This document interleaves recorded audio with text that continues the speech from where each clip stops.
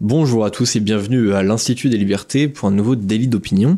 Comme chaque mardi, aujourd'hui mardi 9 avril 2024, je suis avec Charles Gave. Bonjour Charles. Bonjour. Et alors aujourd'hui, je dois dire que déjà l'actualité de la semaine elle est assez pauvre, il se passe pas grand chose. Cependant, la semaine dernière j'ai vu quelque chose qui m'a fait un petit peu rire et qui m'a fait aussi un petit peu réfléchir.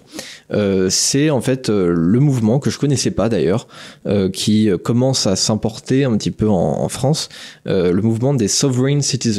Alors je sais pas si vous savez ce que c'est, les sovereign citizens, mais c'est une belle bande d'allumés, mais je voudrais qu'on réfléchisse un petit peu dessus quand même. Je vais présenter un peu le mouvement pour les gens qui connaissent pas. En gros, ce mouvement des sovereign citizens, c'est une mouvance alors qui vient des États-Unis, qui repose essentiellement sur l'idée selon laquelle en fait la plupart des lois seraient totalement illégales et ne s'appliqueraient pas à tout un tas de citoyens. En priorité, dont eux en priorité, puisque en fait ils n'ont pas contracté avec l'État. C'est-à-dire qu'ils n'ont pas à se voir appliquer ces lois, donc il s'agit d'avoir sa propre interprétation de la légitimité d'une loi, et ça va aussi évidemment avec l'impôt. D'ailleurs ça part de là, à la base c'est un mouvement c'est un mouvement réfractaire vis-à-vis du paiement de l'impôt, et puis en fait ça s'est élargi à tous les domaines à peu près de la vie civile. Donc ils acceptent certaines lois comme l'interdiction du meurtre, l'interdiction du viol, voilà des trucs vraiment qui relèvent même en fait on a envie de dire du droit naturel, mais tout ce qui est le droit civil, l'immensité même du droit pénal, c'est-à-dire par exemple le code de la route, ça ne doit pas s'appliquer à eux. Donc eux, voilà, ils n'ont pas contracté avec l'État, donc ils peuvent emprunter la route et aller à 170 sans se faire contrôler par la police. Et d'ailleurs, lorsque c'est le cas, c'est comme ça que ça a buzzé en France d'ailleurs, c'est un couple de Français qui ont été interpellés sur la route, ils se sont filmés. Donc les flics essayent de les contrôler, de les arrêter, et ils refusent de décliner leur identité parce que leur identité aussi serait fausse puisqu'elle a été donnée par l'État en fait. Donc ils pensent que leur nom n'est pas leur vrai nom. Ils disent voilà, je ne contracte pas, donc je n'ai pas à vous donner quoi que ce soit, je n'ai pas à me soumettre à votre autorité parce que votre autorité ne relève en rien de mon contrôle. Et voilà. Et donc bon, évidemment la vidéo se termine un petit peu mal. Le flic casse la vitre de la voiture et ce couple donc de Français a été arrêté. Et pour ce qui est des États-Unis, parce que ça existe depuis les années 70 là-bas, évidemment, il y a plein de gens aussi qui ont été arrêtés pour des mêmes motifs, pour fraude fiscale, pour voilà, pareil pour des délits commis sur la route. Et derrière, ils sont persuadés que l'autorité de la police et que l'autorité de la justice ne s'appliquent pas à eux. Donc aussi au tribunal devant le juge, ils disent mais en fait, je n'ai pas à être jugé par vous. À la fin, bon, ils terminent quand même soit à payer des amendes, soit ils terminent en prison. C'est dans les faits quand même ce qui se passe. Donc il y a l'idée derrière que l'État en fait n'est pas une entité publique, elle ne jouit pas l'État ne jouit pas de prérogatives de puissance publique, puisque c'est un acteur privé.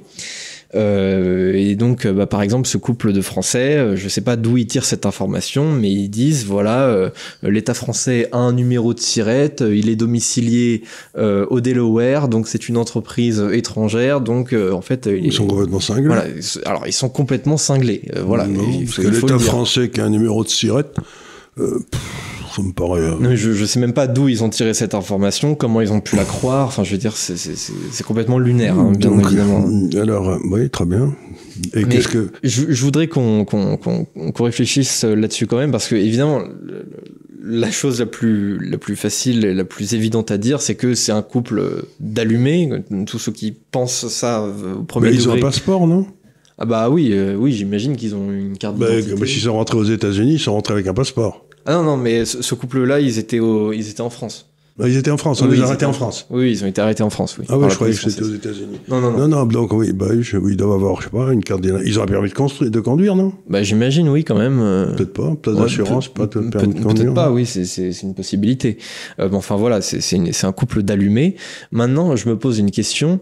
est-ce que ce mouvement, s'il commence à s'importer en France, bon, c'est vraiment très très marginal, hein, on parle pas de centaines de milliers de personnes, mais c'est quelques personnes qui ont été, je pense quand même on peut dire le mot gouroutisées, parce qu'il y a un peu un phénomène de secte, mais est-ce que c'est pas aussi une espèce de réponse réflexe à une présence de l'État partout, tout le temps, dans tous les domaines de la société? C'est possible. Mais qu'est-ce que ça veut dire? Ça veut dire que, quelque part, ils pensent que la souveraineté individuelle est supérieure et antérieure à celle de l'État. Je suis assez d'accord avec ça, c'est-à-dire que ma liberté individuelle, elle m'a pas été donnée par un État, mais c'est moi qui ai donné la possibilité à l'État de vivre. Mais la question essentielle, c'est est-ce qu'on peut vivre sans un État? La vraie réponse, si vous voulez, elle a été donnée par... il y a Locke, bien sûr, et il y a Hobbes. Alors, Hobbes, il disait qu'un monde sans État, c'était un endroit où les vies étaient brèves et violentes. Donc c'était là, et puis... Oui, c'est sûr. Donc Locke a dit, écoutez, on a besoin d'un État, mais ce qu'il faut, c'est que les citoyens le contrôlent. Donc, j'en ai souvent parlé ici, par le vote, par l'argent, par toute une série de choses. La justice, les jurys. Mais on ne peut pas vivre dans une société, me semble-t-il, sans que le citoyen reconnaisse qu'il a délégué le pouvoir de taper sur les autres au cas où les autres voudraient taper sur lui, quoi. Voilà, c'est à peu près ça. Il peut pas y avoir de justice privée, il peut pas y avoir de police privée, il peut pas y avoir de... Donc, c'est une idée qui est intéressante, mais à ce moment-là, il faut qu'ils aillent vivre au fin fond de l'Amazonie, quoi. Peuvent pas vivre dans un pays civilisé. Oui, c'est sûr. Et puis pareil, il y a une contradiction, je trouve. C'est-à-dire à quel moment on peut choisir vraiment si on contracte ou si on contracte pas. S'il y a pas, par exemple, sur le code de la route, à partir du moment où vous empruntez la route, c'est comme une sorte de contrat. Dans lequel vous pouvez rouler dans le sens inverse de l'autoroute, quoi. Vous dites, en empruntant cette route, je respecte les règles de cette route. Or, les règles de cette route, elles sont assez claires. Voilà, vous n'allez pas à 120 à 140 sur une départementale, quoi. C'est une espèce d'absolutisme individuel qui empêche toute vie en société. Donc, c'est dans le fond une ânerie, quoi. C'est une grosse ânerie. Mais je vous donne un autre exemple, c'est bon, ils veulent pas utiliser le code de la route, mais ils utilisent le français.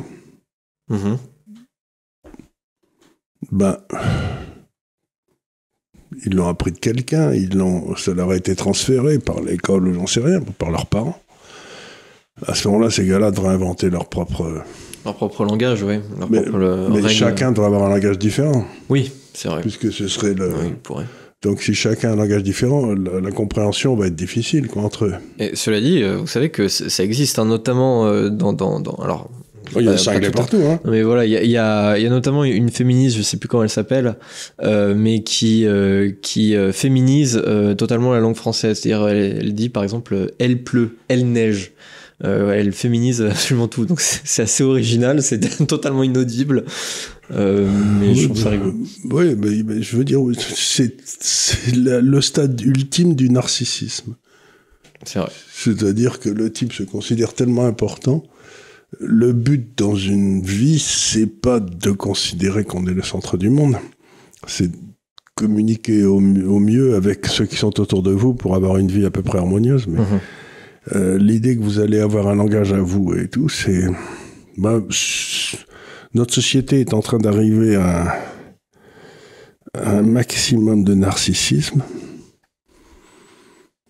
Et j'ai pas l'impression que les gens soient plus heureux, mais... Ah non, je pense pas que les gens soient plus heureux. Peut-être au contraire, le fait de ne pas accepter les règles de la société, je pense... Mais dans un état d'esprit qu'on est dans une grande injustice. Oui, les gens ne me considèrent pas à ma vraie valeur, mais J'ai eu une discussion récemment avec une amie qui m'a beaucoup troublé. On discutait comme ça tranquillement à déjeuner et elle m'a dit, mais moi, mon but dans la vie, c'est d'être indépendante. Alors je l'ai regardé, je me dis, bon, après tout, si ça lui fait plaisir, mais moi, mon but dans la vie, ça n'a jamais été d'être indépendant, c'est d'être dépendant de gens que j'aime bien. Ouais. Vous voyez ce que je veux dire? C'est que ma femme est devant. Je veux dire par là, c'est que je cherche à être dépendant, qu'ils fassent ce qui m'emmerde, que moi je fais ce qui les emmerde, et puis on sera tous beaucoup plus contents. Ouais. Donc l'idée d'être indépendant est une idée complètement folle. On peut pas être indépendant. Ça veut dire quoi d'être indépendant? Oui, ça veut pas dire grand-chose, à part... oui, à part que je vais vivre comme un gros égoïste, mais non, ouais, mais c'est pas le but dans la vie. À ce moment-là, faut moi, aller j'adore vivre dans être dépendant. Là, si quelqu'un s'occupe de moi, je suis très content. Ouais. C'est vrai, quoi. Non, mais cette histoire d'indépendance individuelle, c'est le contraire même de la définition du bonheur, quoi. Ouais. Si je sais pas que je suis utile à des gens à l'extérieur, et si je trouve pas avec bonheur que des gens veulent bien s'occuper de moi, à quoi ça sert que je vive? Autant vivre dans mon studio, dans la chambre de bonne là-haut, au 7e. C'est-à-dire, cette personne, elle veut vivre de manière totalement indépendante, ou elle a parlé uniquement d'indépendance, je sais pas, financière, par exemple? Non, elle avait l'air de penser que l'indépendance, c'est de vivre en proclamant son indépendance, ça prouvait qu'elle était une adulte. Moi, je sais pas, je disais pou.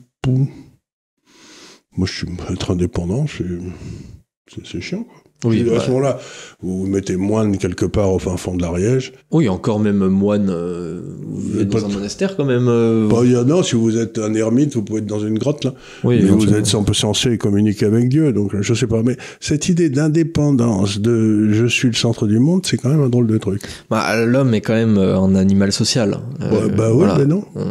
On vit pas tout seul en principe. Et puis, ce qui va se passer dans ces sociétés-là, si jamais on y arrive, mais on y va quand même, ça s'appelle l'anomie, c'est-à-dire en termes juridiques, c'est un endroit où les lois ne sont pas respectées. Ouais. Bon, ça s'appelle l'anomie. Bon, vous êtes tranquille dans un sens interdit, dans le bon sens, et puis vous avez un gars qui arrive dans le mauvais sens et qui vous tue, quoi. Oui, bon. Parce qu'il estime que lui, il est dans lui, il est au-dessus de ça. Sens, oui. Donc, l'anomie, c'est vraiment la fin de toute civilisation. Ah oui, évidemment, c'est la fin de la société. C'est-à-dire, on arrête de dire qu'on a un groupe qui vit avec les mêmes règles et on commence à s'inventer. Content de vivre ensemble. Oui. Et on s'invente chacun des règles à soi. Et forcément, à la fin, va y avoir des conflits. C'est sûr. C'est vrai que c'est totalement narcissique. En parlant de la permission aussi. Moi, si j'étais un être comme ça, je dirais que tout le monde devrait savoir que en cas de priorité sur la route, c'est toujours moi qui ai la priorité. Bon. Mais c'est difficile à faire respecter, parce que s'il y en a deux qui ont cette règle, on va se cogner. Hein. Oui, en principe, oui. On va se cogner, et puis il y en a deux. Donc, c'est d'une imbécilité crasse. Mais je crois que, dans le fond, la base de notre société aujourd'hui, c'est qu'on devient de plus en plus con.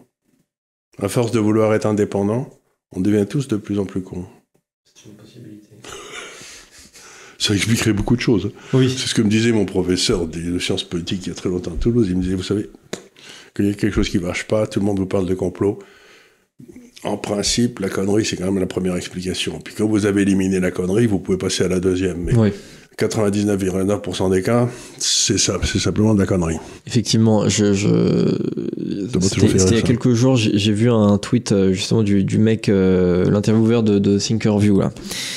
Et comme leur chaîne en témoigne, ils ont quand même reçu pas mal de gens, des gens qui sont dans la politique, qui sont dans toutes les sphères de pouvoir, des ministres, des députés, des diplomates, voilà. Et il a dit quelque chose qui, à mon avis, est très vrai. Il a dit, après tant d'années d'expérience à avoir interviewé toutes ces personnes, je suis formel sur le fait que notre classe dirigeante a une capacité d'anticipation d'un enfant de 4 ans. Alors, enfant de 4 ans ou pas, peut-être, c'est une possibilité. Ça me paraît très désagréable pour l'enfant de 4 ans, moi. Oui, peut-être. Alors, effectivement... je crois qu'il est très sévère avec l'enfant de 4 ans. Moi, j'aurais dit, ils ont la capacité d'anticipation du DAF, là. C'est-à-dire que s'il y a un bout de viande sous le nez, il se précipite. Ne vous inquiétez pas, Claudaf anticipe très bien dès que je viens ici qu'il y a un sandwich au poulet dans le coin. Ça, il anticipe. Ça, il anticipe, mais c'est à peu près la seule chose qu'il anticipe, donc si vous voulez. Oui, ça, non, mais cette espèce d'être centré sur l'individu, ce qu'il pense, ça me rappelle toujours la vieille histoire de ce Rubinstein, là, qui était un pianiste remarquable. J'avais lu ses mémoires, et elle était reçue par une dame très importante. Donc, à la fin du concert qu'il avait donné chez cette dame, la dame se précipite sur lui et disait « Maître, vous savez, je n'aime pas du tout Beethoven. » Et Rubinstein la regarde et lui dit « Mais madame, ça n'a aucune importance. » Qu'est-ce qu'on s'en fout qu'elle n'aime pas Beethoven? Donc vous avez tout un tas de gars qui me font des déclarations profondes sur ce qu'ils aiment ou s'ils n'aiment pas, et je ne peux pas m'empêcher de leur dire « Mais ça n'a aucune importance. » Est-ce que penser Rubinstein et Beethoven, c'était peut-être intéressant parce qu'il y avait passé sa vie. Mais la dame en question, oui. Qu'est-ce qu'on s'en fout? Oui, c'est donc pas faux. cette espèce d'extraordinaire capacité, moi c'est comme quand il y a des endroits où je me considère comme vaguement compétent, l'économie, la science politique, l'histoire, j'ai beaucoup bossé là-dessus, donc j'en sais peut-être un peu plus que les autres, et encore. Mais quand on me pose des questions sur l'art contemporain ou l'opéra, oh là là. Je suis d'une discrétion sur ce, mais totale. Hein, ouais. Donc, penser que l'opinion, donc les gens se surestiment, ce que je pense est important. Mais non. Si on est Raymond Aron, genre, René Girard, oui, de temps en temps, il y a des trucs qui en effet sont des pensées importantes, mais... Et la même dame lui avait dit, il était juif, ce bon Rubinstein, comme son nom l'indique. Et elle lui avait dit, maître, je suis très gêné, mais je vous demanderai de ne pas rester avec mes invités après, c'était dans les années 30, après le concert. Il avait dit, madame, dans ce cas-là, ça sera moitié prix. Effectivement, donc ça fait drôle. Je trouve ça... La vanité des gens est inimaginable. Oui, effectivement, je pense que on est dans une ère du narcissisme. Mais complet. On est dans une ère effectivement du repli sur soi, qui n'est pas vraiment tout à fait un individualisme comme ce qu'on accepte, comme ce qu'on comprend quand même dans toute l'histoire de la civilisation occidentale. C'est un narcissisme couplé d'une sorte d'égoïsme, c'est-à-dire que moi je pense mieux que le reste du monde. Non, mais ce que je pense a une importance. Une importance, et il faut que les autres prennent en compte ma pensée. Mais si tu as envie de prendre un truc en sens unique, mon grand, si jamais tu me fais un accident et que j'ai quelqu'un... je te casse la gueule, quoi. Non, mais ça relève de l'incapacité, quand même, de vivre en société. Parce que moi, par exemple, j'ai un réflexe à chaque fois, lorsque... je sais pas, quand je prends la route, par exemple, que quelqu'un me klaxonne, etc., j'ai avant tout le réflexe de me dire, est-ce que j'ai fait quelque chose de mal? Je me mets avant tout dans la perception de l'autre. Je me dis, est-ce que, de son point de vue, j'ai fait quelque chose que je devais pas faire ou pas? Et puis après, je me dis, oui, mais moi, j'estime quand même que j'ai mes raisons de voir ce que j'ai fait. Par exemple, vous êtes à 140, vitesse maximum, sur l'autoroute à gauche. Les deux autres lignes sont bloquées par des voitures, des camions, etc. Vous avez un gars qui arrive à 200 à l'heure et qui vous fait des appels code phare et tout.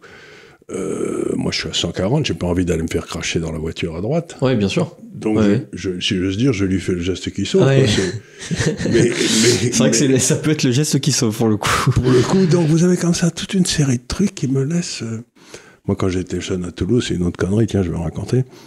Quand j'étais jeune à Toulouse, je faisais mes études, quand un type me faisait des coups comme ça, parce que les Toulousains ont une conduite assez sportive, assez agressive. Enfin, à mon époque, ils l'avaient du moins. Ils respectaient pas toujours le code, quand même. Donc, j'attendais qu'il soit à peu près à la hauteur de ma portière, et puis j'ouvrais ma fenêtre, là, et qu'il commençait à m'insulter, bien sûr.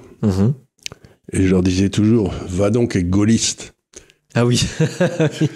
Et donc le type, dans les années 60, il n'y avait pas beaucoup de gaullistes à Toulouse, ils étaient tous à gauche, et donc soit il était gaulliste et il était vexé parce qu'il ne comprenait pas pour rester une insulte, soit ils n'étaient pas gaullistes, et à ce moment-là ils étaient vexés comme tout d'être traités de gaullistes. C'est la meilleure insulte que j'ai jamais trouvée, gaulliste. Effectivement, je trouvais ça très très bien. Ouais, ça doit être assez efficace, effectivement. Ouais, ça marchait. Mais je suis sûr que ça marchait encore. Va donc est gaulliste. Ouais.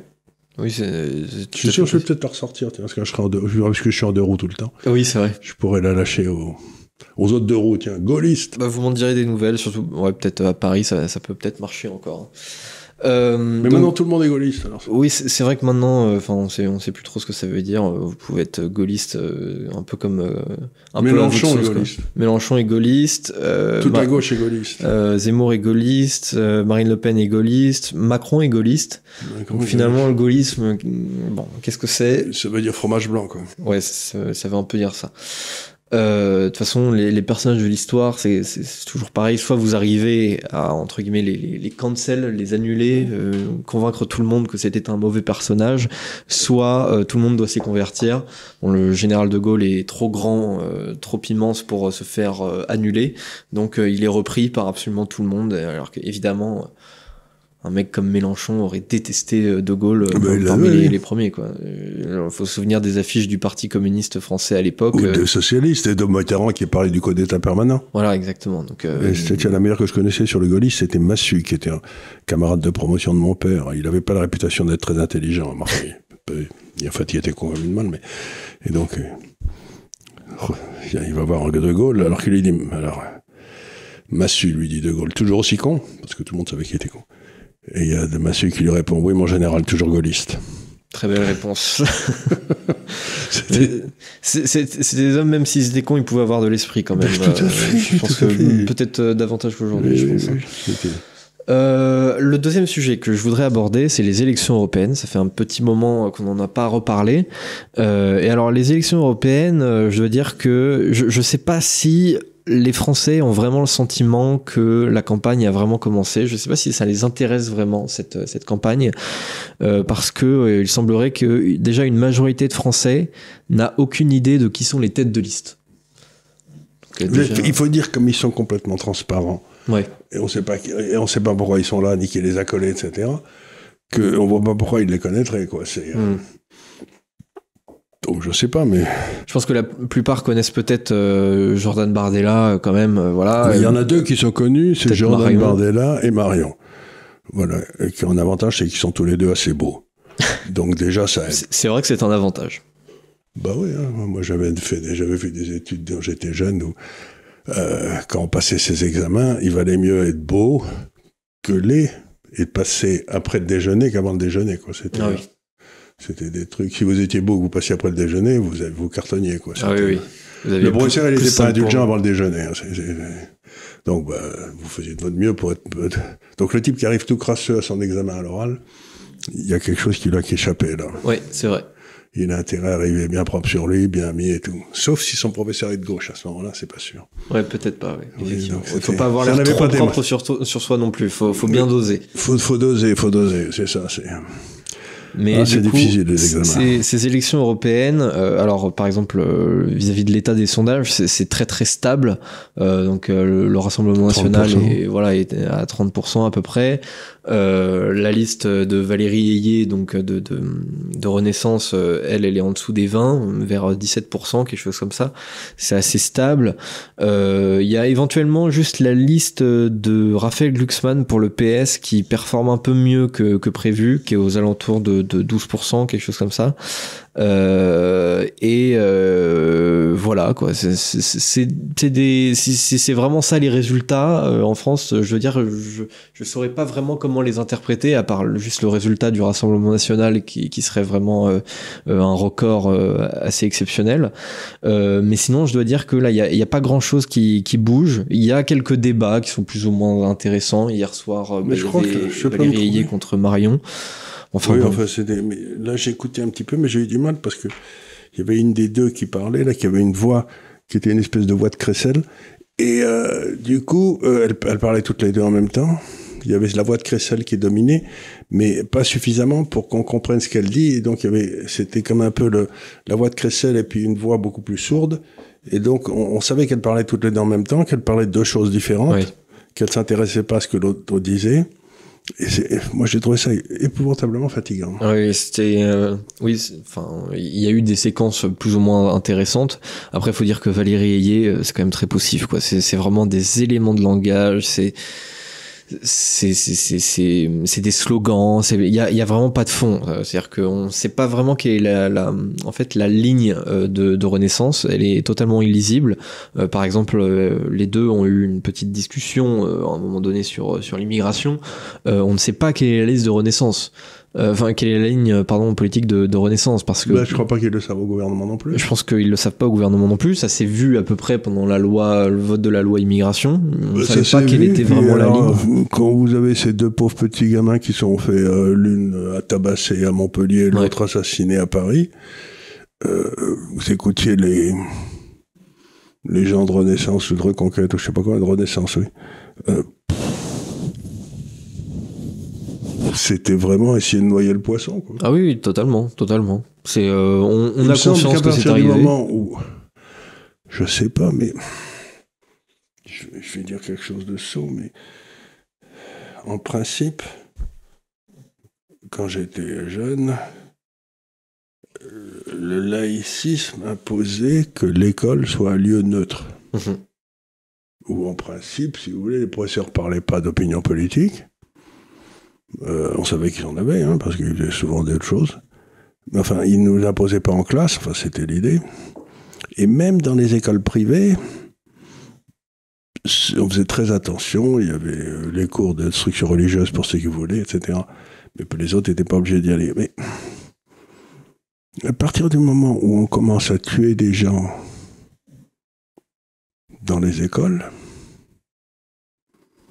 il me semble qu'on a un problème qui est très grave, parce que moi, j'étais un cancre, donc j'ai fait des tas de bêtises à l'école, mais l'idée d'utiliser la violence, soit contre un professeur, soit contre un autre élève, je faisais du bruit, je chahutais, je faisais des bêtises, dans le cours de dessin, je défaisais le siège du copain qui se levait pour aller.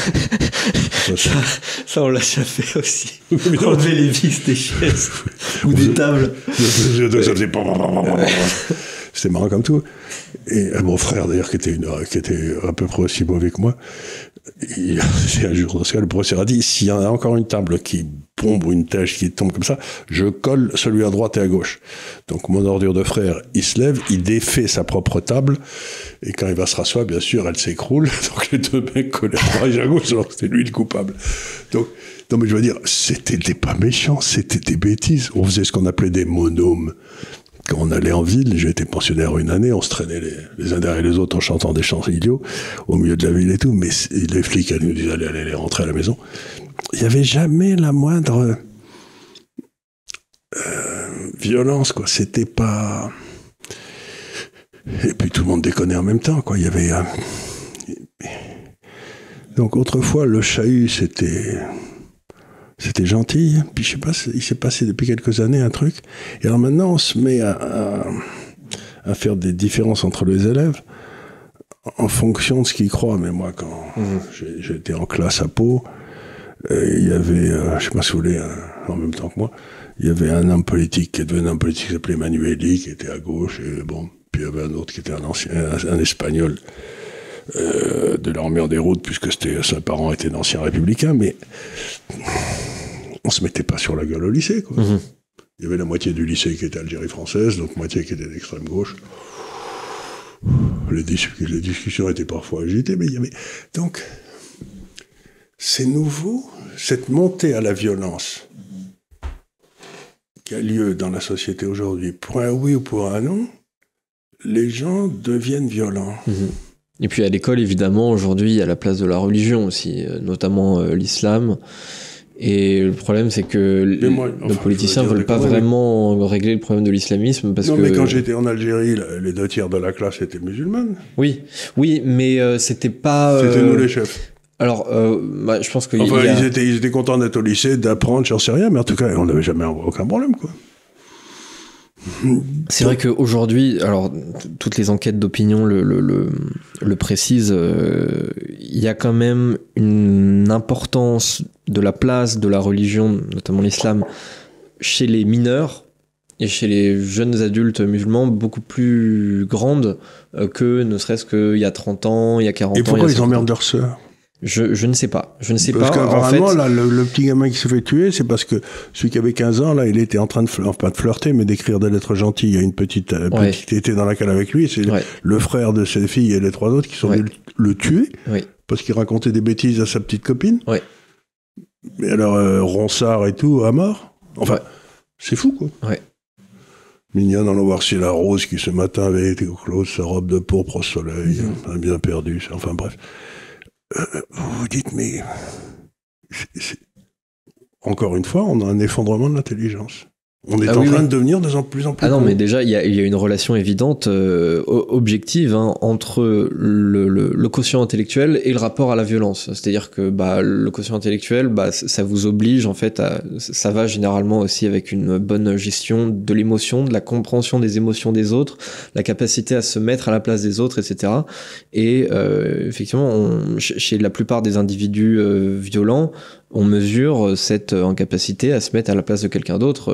Il y a des phénomènes de bandes, parfois de mineurs, qui battent à mort ou quasiment des individus.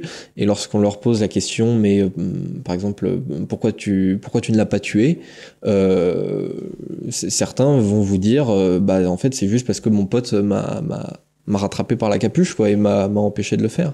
Mais sinon, ils n'ont aucune empathie, en fait, pour les victimes de leurs actions violentes. Alors, qu'est-ce que ça veut dire quand, dans une société, dans le fond, il y a plus... Parce que, imaginons que vous tuez quelqu'un, vous allez faire le malheur de son père, de sa mère, de ses frères et sœurs qui sont retrouvés d'un seul coup ayant perdu cette personne et tout. Donc, il n'y a aucun...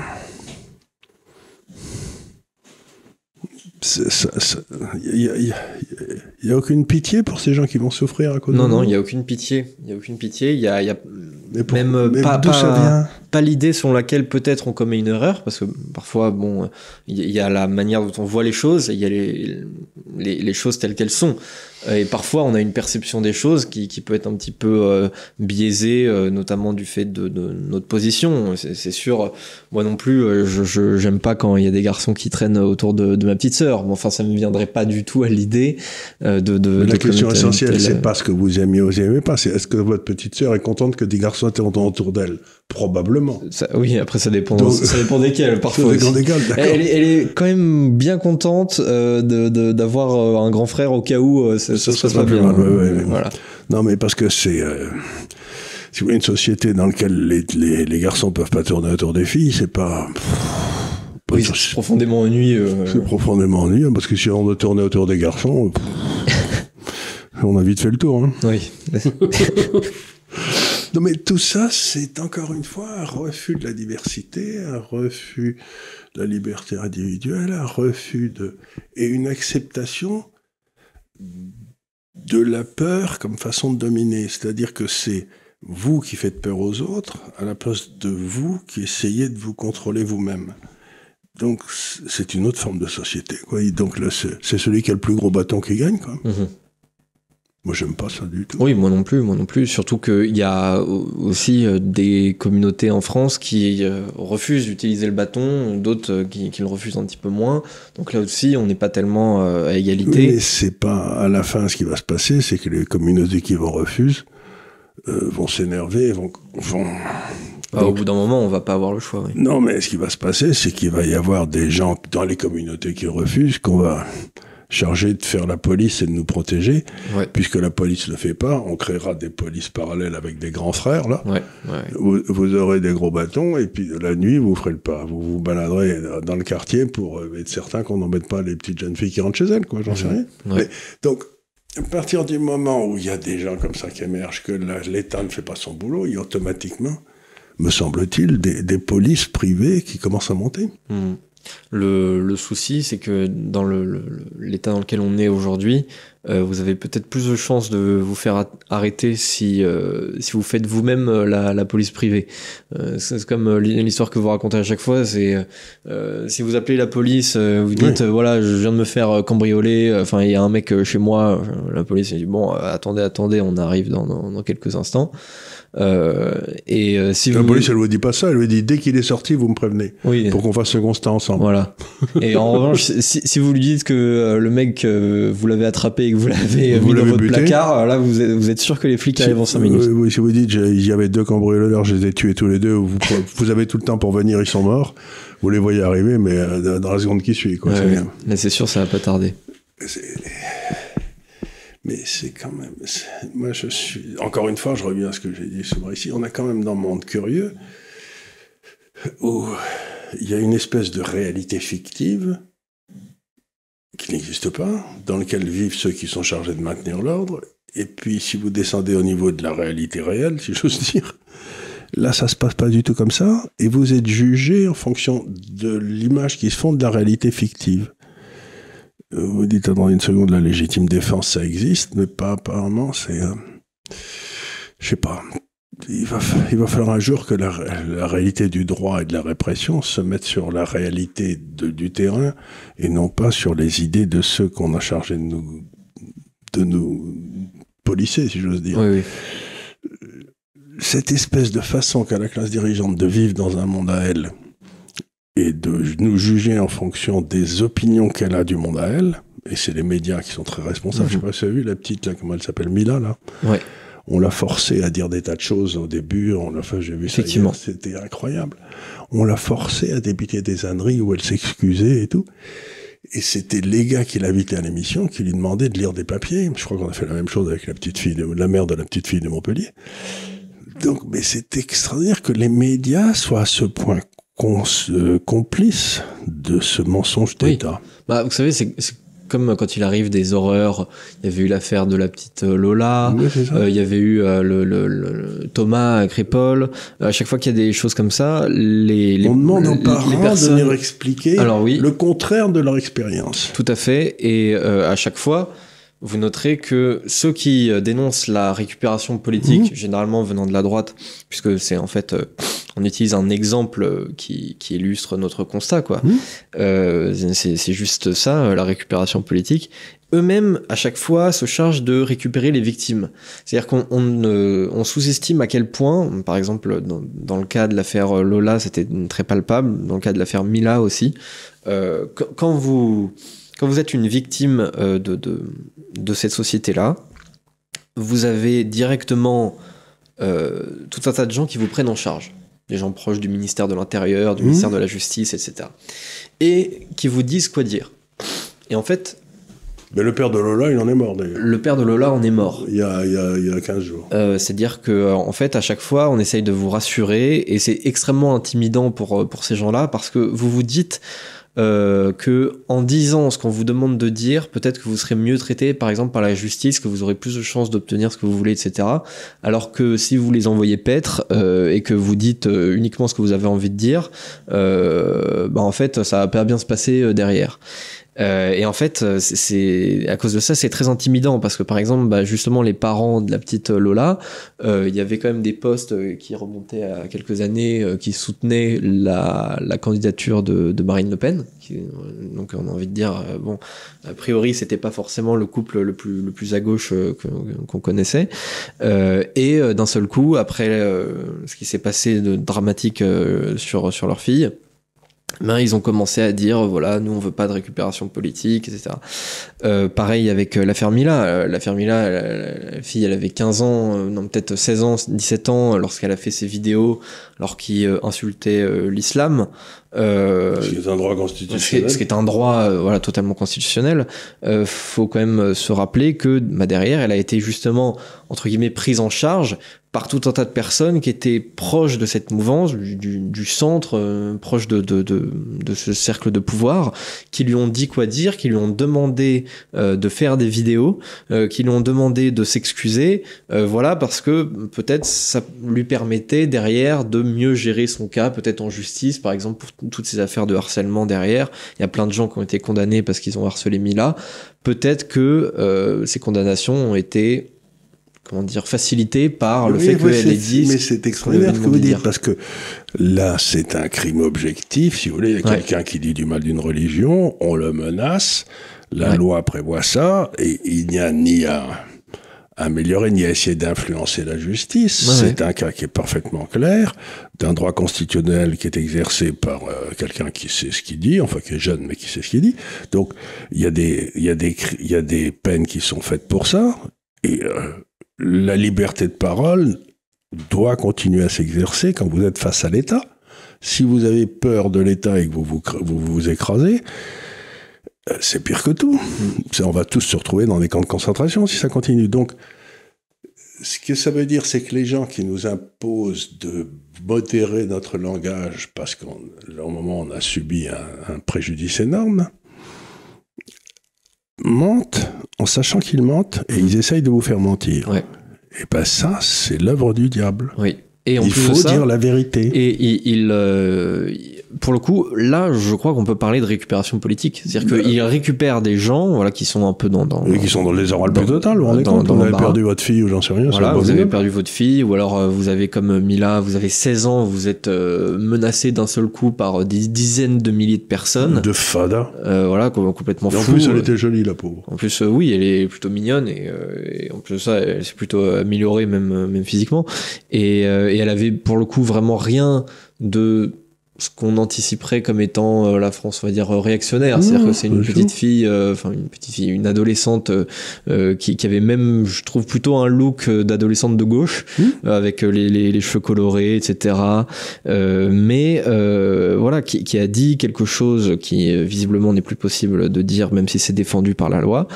Et elle a été objectivement récupérée par des proches ou par des personnes de La République En Marche qui lui ont dit quoi dire, par des personnes comme Caroline Fourest ou autres, voilà, ces rédactions. Et qu'il y a des gens des médias qui pensent que c'est leur devoir de cacher la vérité, de dire les choses autrement qu'elles se sont passées. Ben, moi, je trouve, si vous voulez, qu'un homme des médias accepte de mentir pour essayer de cacher le fait que les idées qu'il a eues depuis longtemps ne marchent pas, ben, s'il est pris, je sais pas, mais moi je serais le patron d'un groupe de médias, je virerais jamais un mec qui a dit ce qu'il pensait, mais un mec qui ment, sachant qu'il ment pour un but qui n'est pas celui que j'accepte, c'est-à-dire la diffusion de l'information, je sais pas, moi il me semble que...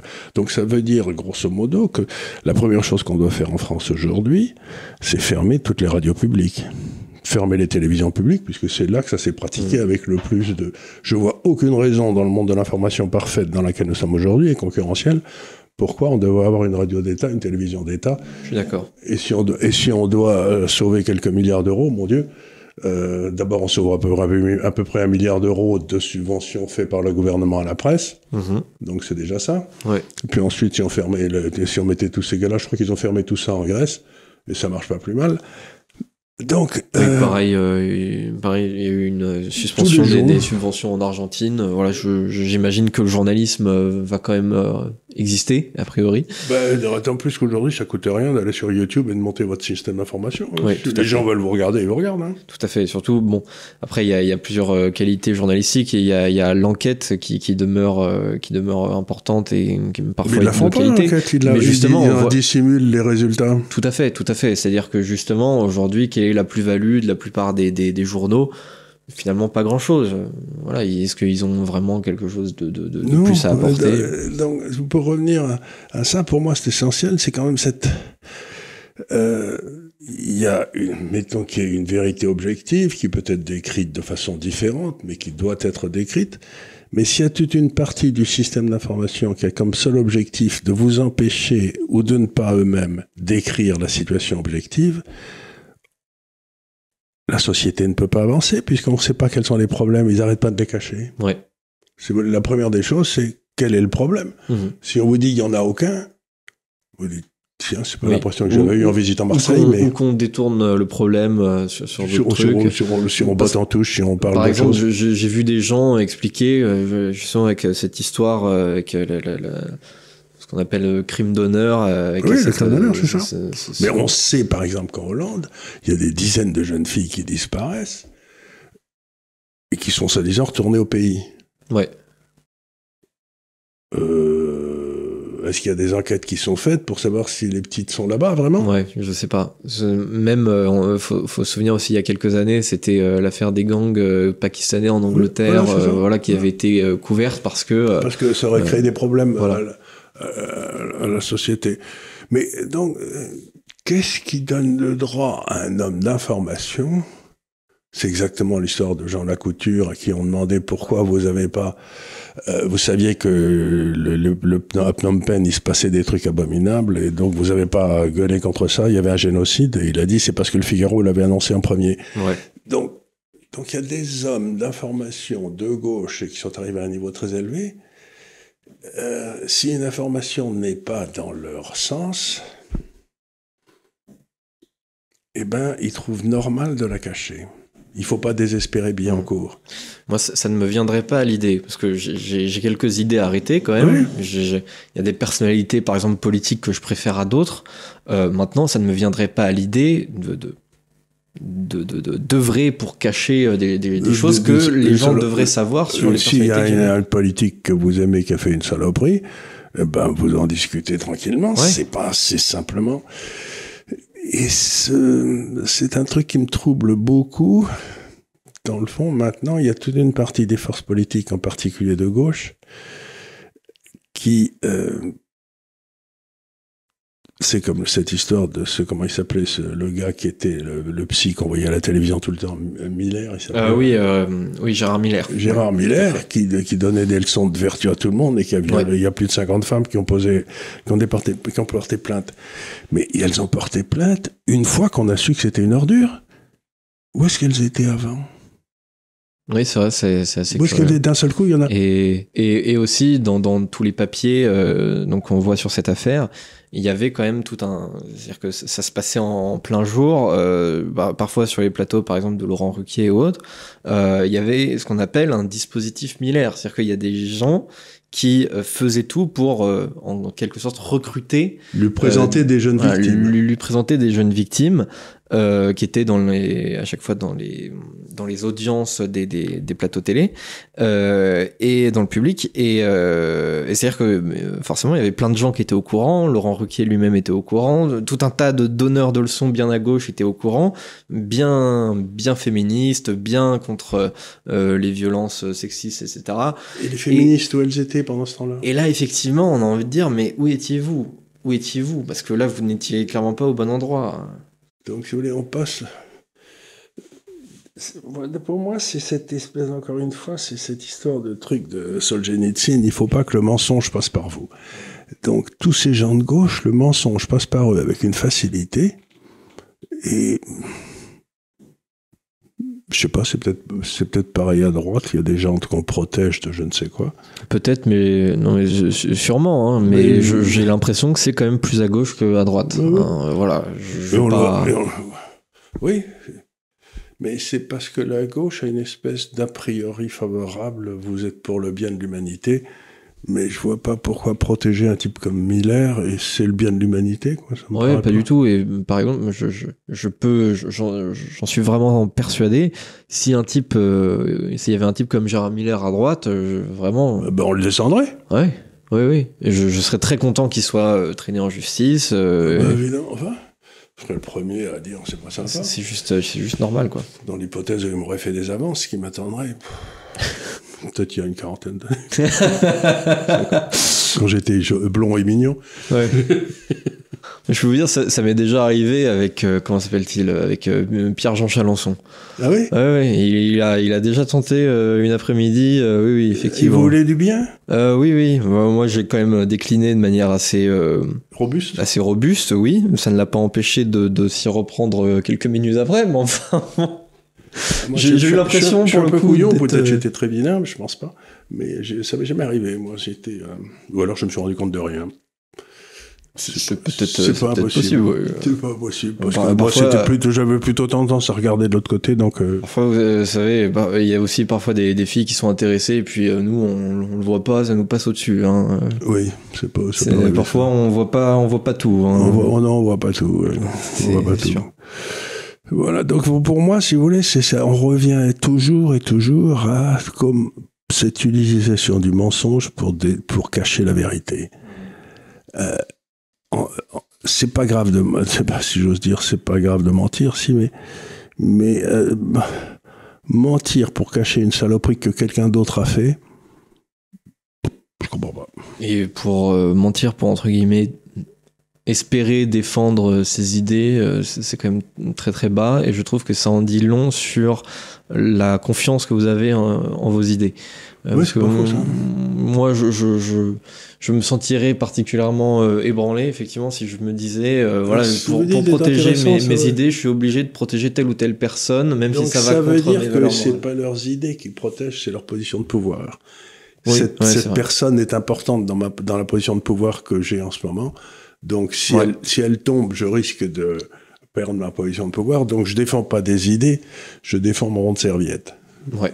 Donc, la gauche, aujourd'hui, défend son rond de serviette avec beaucoup de fureur parce qu'elle se sent assez attaquée sur le plan des idées. C'est peut-être une idée qu'il faudra creuser un jour, mais je crois qu'elle est pas neuve. Hein. Non, je pense qu'elle est quand même partiellement au moins recevable, hein, parce que effectivement, par exemple, bon, sur la question des violences tout court envers les femmes, par exemple, à la France Insoumise, quand même, ils sont bien garnis. Oui. Alors, quand ils vous parlent de féminisme de manière un peu théorique, ils vous disent, voilà, faut croire absolument la parole des femmes, etc. Dès que ça va sur un député ou un presque député de la France Insoumise, d'un seul coup, non, mais on va faire une enquête, faut pas croire tout le monde, etc. Il y a présomption d'innocence. Présomption d'innocence. Bon, alors on va l'exclure 3 mois de l'Assemblée, et puis après il va revenir, et puis on va faire comme si rien ne s'était passé. Voilà, à chaque fois c'est toujours un petit peu comme ça, les dispositifs. Ils arrivent à des contradictions. J'ai vu un truc qui était couillon, mais je vais le raconter quand même si c'est pas une bonne idée, mais c'était une discussion dans une télévision américaine. Donc il y avait un homme, qui était un joli garçon, puis une femme qui était très belle, et l'homme posait la question, est-ce que les hommes et les femmes, c'est pareil? Alors la fille descendait, c'est exactement pareil et tout, il n'y a aucune raison, on est aussi bien, on bat toutes les conneries qu'on attend, les woke, là. Elle me dit, bah, c'est intéressant ça. Donc, quand il y a un homme qui tape une femme, ça veut dire que si l'homme gagne, ça veut dire donc que c'est juste une bagarre qui a mal tourné. Ouais. Et qu'il faut comme une bagarre d'homme à homme. D'homme à homme, et donc il n'y a pas de raison de parler à ce moment-là. Il s'est rien passé, quoi. Donc si un homme tape une femme, s'ils ont la même force, s'ils ont toutes les mêmes capacités, il n'y a pas de raison de protéger les femmes. En tout cas, pas plus que les hommes, en tout cas. Pas plus que les hommes. Un homme qui tape une femme, c'est comme un homme qui tape un homme. Il n'y a pas de différence, quoi. Et la fille en face était embêtée, quand même. Ouais. Non, bien sûr, évidemment que l'égalité totale de considération entre les hommes et les femmes. Ceci dit, je voudrais pas me bagarrer contre la sœur Williams, celle qui a été la numéro 1. Oui, parce que je suis pas certain de gagner. Là, mais... oui, elle a peut-être un redoutable crochet du droit. C'est une possibilité. Donc, je sais pas du tout. Pour il y a tout un tas de combattants UFC. Un homme qui tape une femme. C'est fini, quoi. On n'en parle plus, c'est une ordure. Oui. Mais il est vrai que ça suppose donc que la femme est physiquement inférieure à l'homme. Ouais. Et donc que ce n'est pas un combat armé égale. Oui. Mais si vous réclamez à corps et à cri que vous êtes égaux, peut-être quand vous aurez soit à mon âge, vous serez autorisé à taper les femmes. Ouais, bon. Faut pas que vous le ferez quand même. Ça fait pas partie de mes luttes, perso. Non, mais c'est idiot ce qu'on dit. Mais on voit bien que réclamer des trucs qui n'ont ni queue ni tête, on finit par arriver à des trucs qui sont insupportables. Oui, oui, c'est sûr. Les féministes ignorent volontairement ou involontairement que malgré tout, dans ce qu'elles désignent comme une société patriarcale, il y a pas mal de choses qui sont quand même plutôt favorables aux femmes. Et il y a plein de choses qui sont faites pour protéger les femmes. Voilà. Elle pense que tout est fait contre elle. Évidemment, il y a des choses qui sont avantageuses envers les hommes dans plein de domaines, et elle se concentre là-dessus. Mais il y a aussi tout un tas de trucs qui sont plus avantageux pour les femmes, quoi. Et ça, c'est sûr, si on est dans une égalité totale, on est obligé d'oublier les deux. Et à la fin, je suis pas sûr qu'on soit plus heureux. Non. Voilà. Donc on arrive quand même déjà presque à 1 heure de vidéo. On a couvert pas mal de terrain, mais l'idée de base, c'est encore plus on discute ensemble et plus on se rend compte que il y a l'information et il y a le mensonge. Et moi, j'arrive à la conclusion que notre société, ou une partie de notre société, s'est emparée de l'information comme une façon commode de mentir. Mmh. Et ça nous mène dans des impasses partout. Mmh. Effectivement, pareil, oui, il y a deux manières aussi de concevoir la presse. Dans un premier temps, d'ailleurs, quand on fait un peu une histoire de la presse, on voit que la presse est un peu battue contre l'État. Oui. Voilà, c'est-à-dire qu'il fallait contre le mensonge officiel. Et contre le mensonge officiel, c'est-à-dire que voilà, le gouvernement dit un truc, oui, mais est-ce que c'est vraiment vrai? On va investiguer. Voilà, on appelait ça le 4e pouvoir. Voilà, c'est un peu ça. Tous les prix Pulitzer, justement, c'est voilà, des enquêtes généralement contre des gouvernements. Un gouvernement a tenté de cacher quelque chose. Moi, j'ai fait mon enquête, j'ai réussi à trouver que le gouvernement avait menti, etc. J'ai montré ce mensonge. C'était les dossiers secrets du Pentagone, tout ça, c'est tout ça, et ça, c'est du journalisme.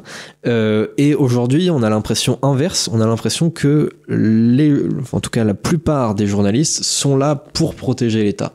C'est-à-dire qu'il y a des mensonges ou des quasi-mensonges d'État. Ou des pouvoirs en place qui ne sont pas toujours bien clairs. C'est-à-dire, vous avez aussi des grandes sociétés qui ont beaucoup d'influence sur l'État et vice-versa, donc vous les protégez.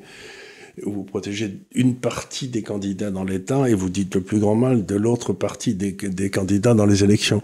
Donc, ils sont maintenant devenus des alliés objectifs de la main d'une espèce, en effet, on appelait ça la pensée unique, voilà. Donc, comment la presse est-elle arrivée à trahir comme ça, par exemple, la liberté de parole? Aujourd'hui, vous avez des journalistes, comme ce crétin qui a lancé l'affaire contre CNews, ouais. Et qui demandent la censure. Ouais. Des journalistes qui demandent la censure. Avec l'argument selon lequel CNews, c'est pas comme BFM, en gros. C'est quand même assez hallucinant. On en a bien parlé, cette affaire.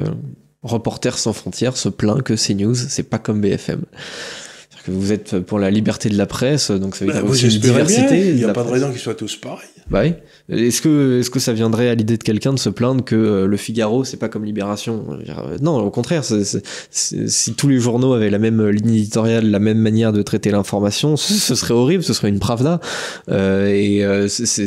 Déjà, plein de gens se plaignent du fait que finalement, parfois, le traitement de l'info est presque pareil entre énormément de titres de presse. Mais alors, imaginez si on était obligé de les aligner encore plus, ce serait horrible. C'est ça la question essentielle de notre société, c'est comment rétablir la liberté de discussion. Ce qui veut dire la liberté de faire de la peine à celui qui est en face, en lui disant ce que vous dites, c'est des grosses conneries, ce qui peut être vexant, mais moi j'ai le droit de le dire, hein. Les autres aussi d'ailleurs, et ça me gêne pas si quelqu'un me dit que j'ai dit des conneries. Et d'abord la liberté de discussion, la liberté de faire de la peine, la liberté de dire des trucs qui sont vrais mais qui heurtent tout le monde. Ouais. Voilà, j'en sais rien, mais donc si vous voulez, cette espèce de prime dont bénéficiait la voix discordante dans notre civilisation pendant très longtemps, eh ben, elle est en train de disparaître, cette prime, et ça m'inquiète beaucoup. Oui, effectivement, c'est assez inquiétant. En plus de ça, c'est une garantie de la qualité de ses propres idées. C'est-à-dire que si vous n'êtes jamais challengé dans vos idées, si vous ne rencontrez jamais quelqu'un qui est en désaccord avec vous, vous pouvez penser n'importe quoi et penser que vous avez raison. Voilà, et c'est très dangereux pour celui qui pense, parce que dans ma vie précédente, donc j'avais créé une société de gestion, et c'était moi qui prenais les décisions, après avoir parlé à tout le monde, etc. Mais au bout de 4-5 ans, j'étais complètement désespéré parce que, quoi que je dise, les gens étaient d'accord. C'était tuant. Ouais. J'étais affolé à la fin. J'ai fini par vendre en me disant, ma société, mais en me disant, personne ne met jamais en doute ce que je raconte. Tandis que maintenant, dans celle d'aujourd'hui, si vous voulez, tout le monde a le droit de dire que je suis un gros con, d'expliquer pourquoi. Et puis, c'est plus moi qui prends les décisions pour beaucoup de décisions. Mais je veux dire, une société dans laquelle le chef a toujours raison, ça va droit au désastre. Ouais. Oui, c'est sûr, ça va fonctionner tant que le chef a raison, sauf qu'il y a bien un jour où il a pas raison. Je peux vous assurer que le chef, il y a des moments où il a pas raison, et à ce moment-là, tout le monde lui dit, bien, t'as bien vu. Ça arrive. Mais vous dites, qu'est-ce qu'ils disent quand je suis pas là? Que je dis que des conneries? Vous êtes vraiment inquiet. Ouais. Si vous êtes vraiment inquiet, c'est la solitude du chef en quelque sorte. Mais moi, j'aimerais bien qu'on m'explique pourquoi j'ai tort, et puis il m'arrive de changer d'avis. Bien sûr. Pas sur le fait que je vais plus lire Le Monde. Bon, ça fait longtemps que j'ai pris la décision, donc personne ne réussira à me convaincre de ça, parce que le fait de ne pas lire Le Monde me rend meilleur. Donc, ou Libération d'ailleurs. Mais il y a des trucs sur lesquels on peut me faire changer d'avis, quand même. Bah, c'est quand même un signe de... Ben, j'apprends. Oui, déjà d'une curiosité intellectuelle, de ne pas avoir peur d'avoir tort. Et puis d'apprendre. Oui, d'apprendre. C'est-à-dire, j'ai rajouté un truc à mon déficit intellectuel qui, du coup, fait que les conclusions ne sont pas automatiquement les mêmes, quoi. Ouais. Par exemple, sur le libre-échange, j'ai été un libre-échangiste acharné, jusqu'au moment où j'ai compris qu'être trop libre-échangiste, ça accroissait de façon extraordinaire la fragilité d'une société. Donc il faut trouver, si vous êtes un gouvernement, une espèce d'équilibre entre le libre-échange et la fragilité de la société. Bon, ben ça, j'ai fait un progrès, là, non? Ouais. Bien sûr. À la place d'être un théoricien acharné, boum, bon, il va falloir Il va falloir effectivement, que l'on termine cette émission. On est quand même quasiment à 1 heure. Bon, on a évoqué pas mal de choses. J'espère que vous avez apprécié cette émission. Comme chaque semaine, je précise que elles sont disponibles en format podcast sur Deezer, sur Spotify, sur Apple Podcast également. Que l'Institut des Libertés existe sur la plupart des réseaux sociaux, sur X, anciennement Twitter, sur Instagram, sur TikTok, sur Facebook également. Et qu'on est à 331 000. Qu'on est à 331 000, effectivement. Donc il faut arriver à 400 000. Je sais pas pourquoi. Mais il faut, voilà. Voilà, il faut.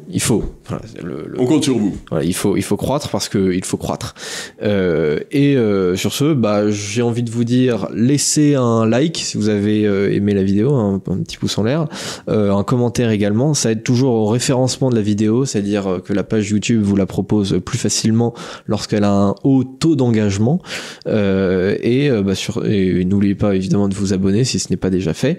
Et puis sur ce, je vous dis à très bientôt pour peut-être un nouveau. Et moi je vote pour qu'on rétablisse le pouce en bas. Parce qu'il l'avait au départ, je crois. Effectivement, il l'avait au départ. Il l'avait au départ, et moi je trouve qu'un monde dans lequel il n'y a pas de pouce en bas, c'est pas bien. C'est un peu comme un monde dans lequel justement personne n'a le droit de vous critiquer dans votre entreprise. Voilà, moi je veux qu'on mette des pouces en bas. C'est exactement la même chose. Voilà. Donc voilà. Rétablissement du pouce en bas, mais ne le faites pas quand même. Voilà. Merci beaucoup et à très bientôt. À l'Institut de Liberté.